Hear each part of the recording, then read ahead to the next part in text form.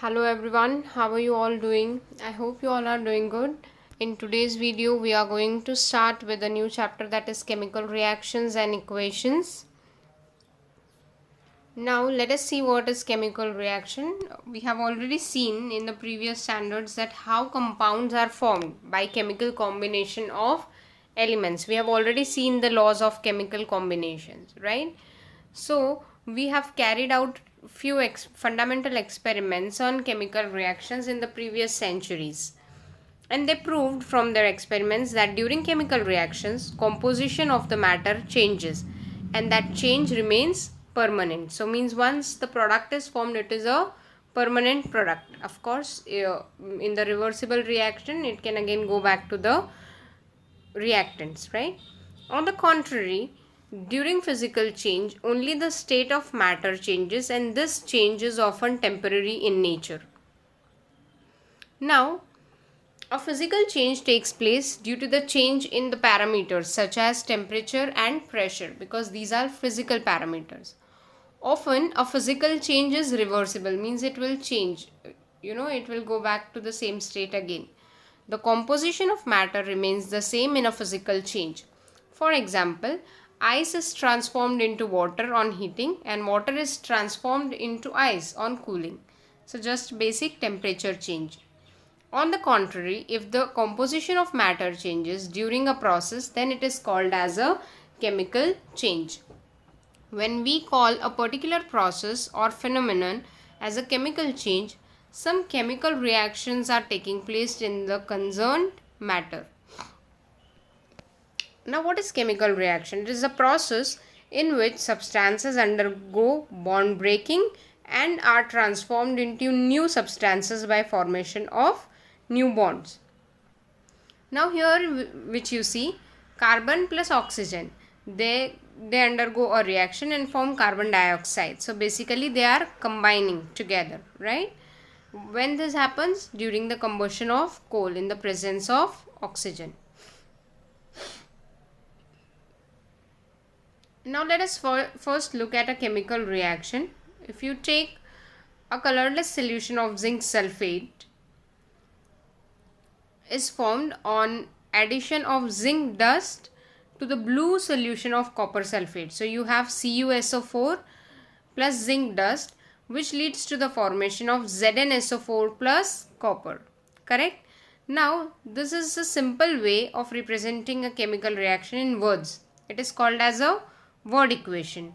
Now if you see, the same reaction can be written in the form of formula. CuSO4 plus Zn gives ZnSO4 plus Cu, right?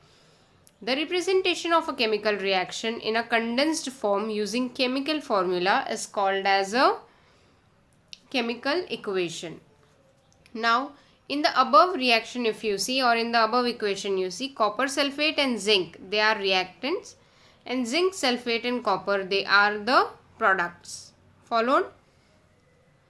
You can see here that the products and the reactants totally have different properties. Also, the ionic bond in the reaction, that is CuSO4, breaks, and the ionic bond in the product ZnSO4 is formed during the reaction.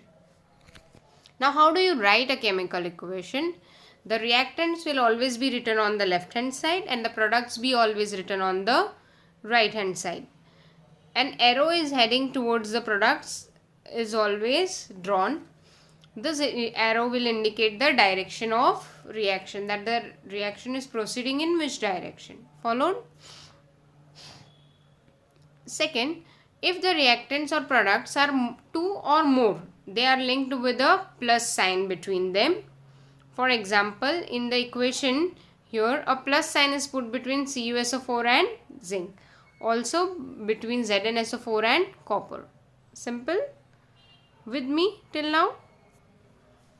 Here, to make the chemical equation more informative, the physical states are also written.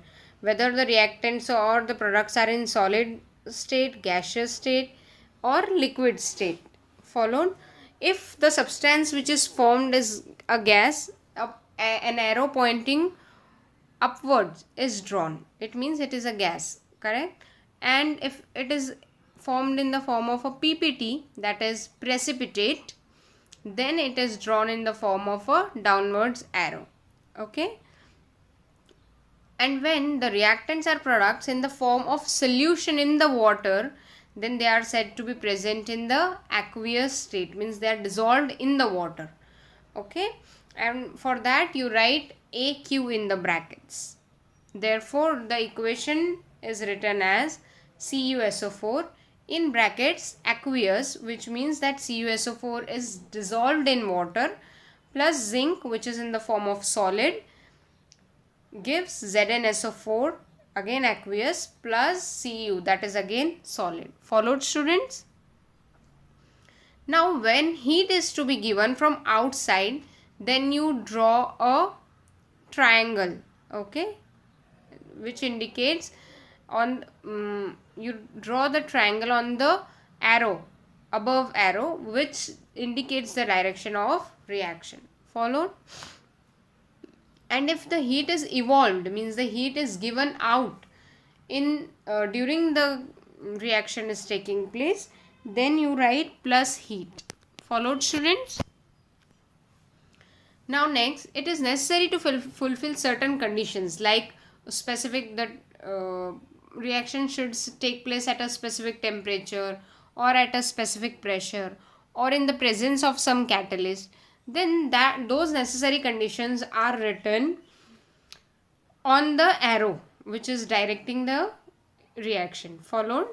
For example, the reaction of a vegetable oil takes place at the temperature of 60 degrees Celsius with hydrogen gas in the presence of the nickel catalyst. So that has to be written on the arrows, okay, up or down the arrow, to show what conditions are required for this reaction to take place.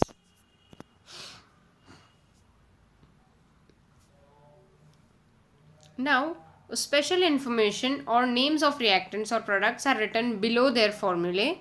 For example, copper on reaction with concentrated nitric acid gives reddish colored poisonous nitrogen dioxide gas. However, on reaction with dilute nitric acid, the product form is nitric oxide gas. Followed? So, all these information is to be written. Now, here the above equation, that is silver nitrate plus sodium chloride, is represented by the chemical equation. How? AgNO3, that is silver nitrate solution, along with sodium chloride gives silver chloride and sodium nitrate. So all these reactions are written in the form of formulae, not word equation. Okay. Now how you will balance a chemical equation? This is very important. It may be asked in the exams. So in the table alongside, it is seen that the number of atoms of the elements in the reactants in this equation is same as the number of atoms of those elements in the products. Such an equation is called as a balanced equation. If the number of atoms of each element is not the same as the two sides of an equation, it is called as an unbalanced equation. So if unbalanced equation is given to you, you have to balance the equation. How you will balance? The number of atoms on reactants and product side should be same. Now you have to always remember that in any reaction, the total mass of each of the elements in the reactants is same as the total mass of the each of respective elements in the products, right? Which law is this? Law of conservation of mass, which you have already studied in 9th standard. Now how do we balance a chemical equation? We go step by step, okay? Also we are using a trial and error method for this purpose. Now let us consider a following equation wherein it is NaOH plus H2SO4 gives Na2SO4 plus water. So let us form a table in step 2 where we are writing the number of atoms in the reactant side and product side. Followed? You also please write it down in the notebook so you will be thorough with it. Now it is seen that the number of atoms of all the elements on two sides are not the same. it means that this equation is not a balanced equation. So we have to balance it. How we do it? Firstly, you start balancing an equation from the compound which contains the maximum number of atoms. Okay. So what we will take is in the equation here there are two components, NaOH, H2SO4, Na2SO4 and H2SO4, which contain the maximum number of atoms each. Okay. So any of it you select. If you select Na2SO4, so further you have to select sodium for balancing, as the number of atoms in sodium in this compound is unequal, right? Here you see, here it is 1, here it is 2. So first you balance the sodium.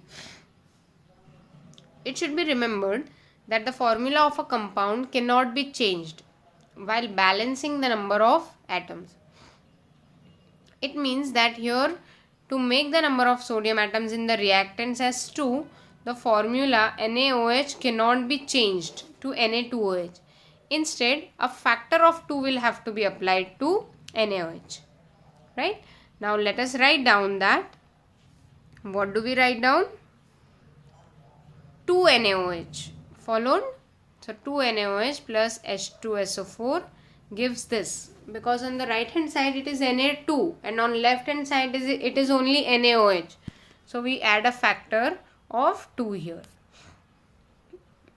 Correct? So now we have balance. Number of sodium atoms initially were 1 in the reactants and in the products it were 2. So to balance we need to make 2 in the reactant side.